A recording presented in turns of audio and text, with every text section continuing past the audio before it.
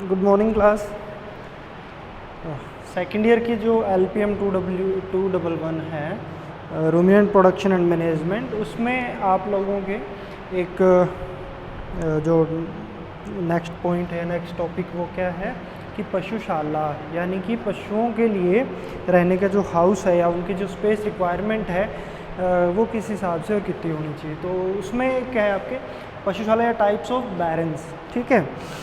तो कि जिस प्रकार मतलब पशुओं की संख्या के आधार पर या उनकी गुणवत्ता या फिर उनके जो काम के आधार पर पशुओं को रखने के लिए जो स्पेस है या जो जगह है वो किस प्रकार की होनी चाहिए, वो जो पशुशाला है वो किस प्रकार की होनी चाहिए।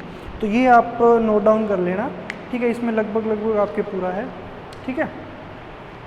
तो देखो जैसे कि स्पेस की अवेलेबिलिटी और पशुओं की संख्या के आधार पर कितने प्रकार का है, दो टाइप का मेनली मेजर। तो फर्स्ट कौन सा है, ओपन एयर या खुला बाड़ा विधि, ओपन एयर सिस्टम या खुला बाड़ा विधि है। और सेकंड कौन सी है, सैड बैरन या काऊ हाउस या जिसको पशुशाला विधि कहते हैं।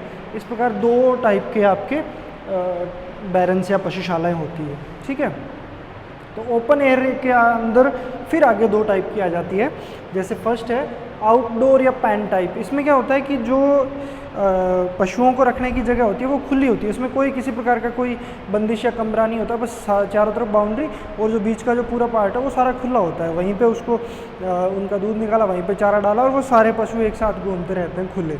आपने कई बार देखा होगा ना, जहाँ कई बार ऐसे बहुत सारे बड़े बड़े होते हैं जहाँ पे पशु खुले घूमते रहते हैं और जो ग्वाला है वो दूध निकालता है और ले जाता है और उनको अलग से, है ना, और वहीं खुला छोड़ देता है। फिर आता है open paddock and milk parlour. इसमें क्या होता है कि उनके घूमने या रहने की जो जगह वो तो होती है खुली, लेकिन उनको दूध निकालने के लिए अलग जगह बनाई जाती है, अलग से रूम बनाए जाते हैं, मिल्क पार्लर। तो ओपन टाइप के अंदर भी दो प्रकार के हो गए कि उनके चरने और दूध निकालने की जगह भी एक खुला है, वो तो हो गया ओपन टाइप या पैन टाइप।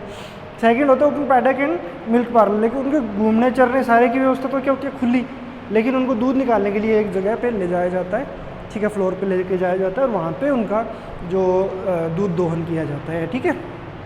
तो ये क्या होगा, ओपन एयर सिस्टम। फिर आता है आपका सेकंड नंबर जो शेड बैरन या काऊ हाउस टाइप है या जो बाड़ा विधि है। उसमें आपके देखो चार प्रकार है, ये चार प्रकार ये क्या मतलब सारे बताए गए हैं, ठीक है। इंडिया के अंदर हो सकता है कि एक चलता हो, दो चलते हो, लेकिन जो मेनली चार प्रकार का होता है। फर्स्ट कौन सा है, सिंगल स्टोरी। सिंगल स्टोरी मतलब एक मंजिला। सेकंड है डबल स्टोरी, ठीक है, ये फॉरेन में चलते हैं जहाँ पे नीचे भी पशु है ऊपर भी पशु है, ठीक है, डबल स्टोरी। राउंड बैरन सिस्टम, इसमें क्या होता है कि पशुशाला में पशुओं को बांधने की जो प्रक्रिया है वो कैसे होती है, राउंड गोलाकार विधि में, बीच में चरने की जगह और बार बार पशुओं को बांध दिया जाता है, ठीक है। फिर आता है बेसमेंट बैरन, ये भी फॉरेन के अंदर है कि ऊपर रहने की व्यवस्था है जो भी फार्मर है और नीचे जो बेसमेंट है जिसको तहखाना बोलते हैं उसके अंदर पशुओं को बांधते हैं या रखते हैं, ठीक है। तो इस प्रकार से जो शेड या बैरन सिस्टम है वो कितने प्रकार का हो जाता है, चार प्रकार का, ठीक है। तो सिंगल स्टोरी में फिर से आगे दो टाइप है, सिंगल रो सिस्टम और double row system. Single row में क्या होता है कि जैसे मान लो कम पशु है तो उनको दीवार के साथ साथ या फिर बीच में उनकी नांद बना के और एक रो के अंदर खड़ा कर दिया जाए, ठीक है। और डबल रो के अंदर क्या होता है कि जब पशु 10 से ज़्यादा हो जाते हैं, स्पेस कम पड़ जाता है, तो क्या करते हैं कि जैसे मान लो ये पशुशाला है तो उसके यहाँ पे और वहाँ पे दोनों जगह पे पशु बांध दिए जाते हैं डबल रो के अंदर, या हो सकता है बीच में बांध दें, ठीक है। तो ऐसे करके दो प्रकार के होते हैं। फिर डबल रो भी आगे फिर कितने टाइप है, दो system, head to head system और tail to tail system. Head to head system में क्या होता है कि जो पशु है ना, उनके जो खाने की जगह वो एक होती है, जैसे बीच में ये मान लो ये पशुशाला है, ठीक है, और उसमें ये बीच में उनका एक नांद या जिसको है ना ठाण बोलते हैं, है ना, नांद बोलते हैं हिंदी के अंदर, ठीक है, तो वो बना दिया जाए, ठीक है। और इस तरफ भी पशु बांध दिए और इस तरफ भी पशु बांध दिए।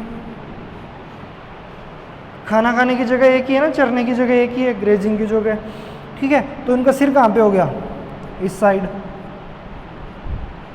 ठीक है। तो ये कौन सा मेथड हुआ, हेड टू हेड सिस्टम।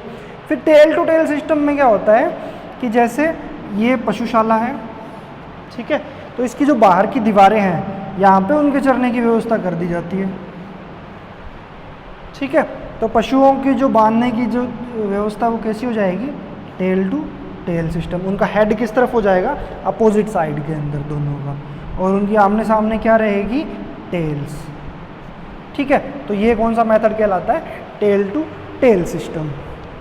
देखो इन दोनों के ही अपने अपने फ़ायदे हैं, अपने अपने नुकसान हैं। हेड टू हेड सिस्टम में तो क्या फ़ायदा है, जैसे पशुओं को एक बार ही चारा डालना पड़ेगा। एक आदमी काम कर सकता है ना चारा डालने वाला, कि उसने एक बार में चारा डाल दिया तो दोनों साइड के पशुओं को खाना मिल जाएगा। इसमें क्या होता है कि उसको 2 बार चारा डालना पड़ेगा, एक बार तो इस लाइन को, एक बार इस लाइन को। फ़ायदा है कि नहीं है, ठीक है। तो हेड टू हेड सिस्टम में चारा डालने वाला ये एक फ़ायदा होगा कि श्रम की बचत। इसमें क्या फ़ायदा है कि देखो यहाँ पे इस तरह पशु बंधे हुए हैं, तो जो गंदगी या फिर जो भी मलमूत्र होएगा उसकी नाली किस साइड बनेगी, पूंछ की साइड, ऑब्वियस सी बात है। तो इस जगह पे नाली बनेगी तो सफाई कितनी बार करनी पड़ेगी, एक बार तो इस लाइन की, एक बार इस लाइन की। लेकिन इसमें क्या होगा कि दोनों की टेल एक साइड है, तो जो पशुओं की जो मलमूत्र है वो किस नाली में जाएंगे, किस गटर में जाएंगे, एक कॉमन गटर बन सकता है। तो नाली की सफाई कितनी बार में होएगी, एक बार में, एक व्यक्ति कर सकता है, ठीक है। इसी प्रकार देखो जैसे मान लो ये सिस्टम है, ठीक है। तो इसमें अगर कोई वायरल रोग किसी एक पशु को होता है तो वो सभी को होगा, क्योंकि यहाँ बैठा है, ये इसको हो जाएगा, ये इसको, इसको, इसको, इसको। नहीं, इसमें अगर मान लो इस लाइन में एक पशु को होता है तो इस लाइन वालों को तो नहीं होगा ना, ठीक है। कोई भी रोग जो छुआछूत द्वारा फैलता है वो, ठीक है। तो इस प्रकार रोगों से बचत हो जाती है, ठीक है। तो इस प्रकार के पशुओं में क्या होता है कि अगर कोई पशु आक्रामक है, आमने सामने खड़े है, तो वो लड़ भिड़ के पशुशाला को तोड़ भी देते हैं, खराब भी कर देते हैं, ठीक है। तो इस प्रकार से टेल टू टेल सिस्टम और हेड टू हेड सिस्टम के कई सारे गुण और लाभ हैं। तो जैसे ये टेल टू टेल सिस्टम है, इसमें दूध दोहने की क्रिया है वो कठिन हो जाती है, ठीक है, क्योंकि इस साइड से दूध निकलेगा, ठीक है। तो यहाँ पे ये पशु भी है, ये पशु भी है, ये पशु है, तो एक झुंड सा बन जाता है वहाँ पे।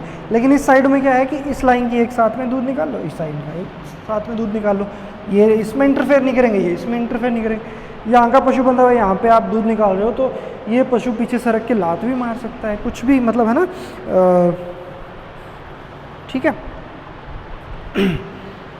देखो ये सिस्टम है, इसमें हेड टू हेड सिस्टम में पशुओं को जो ताज़ी हवा है, जो सूर्य का प्रकाश है जो उनको मुंह की तरफ चाहिए, वो नहीं मिलता, कम मिल पाता है ना। और इसमें क्या होगा, ताज़ी हवा है चाहे सूर्य का प्रकाश है, वो दोनों उनको प्रॉपर तरीके से मिलते रहेंगे, ठीक है।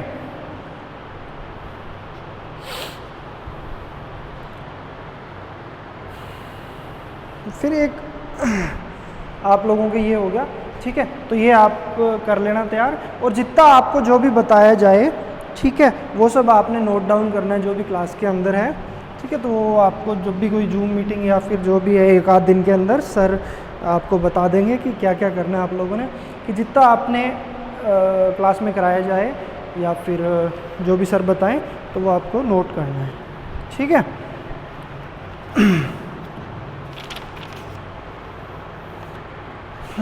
ठीक है, धन्यवाद। बाकी जो स्पेस वगैरह है वो सब आपको नेक्स्ट क्लास में बता देंगे।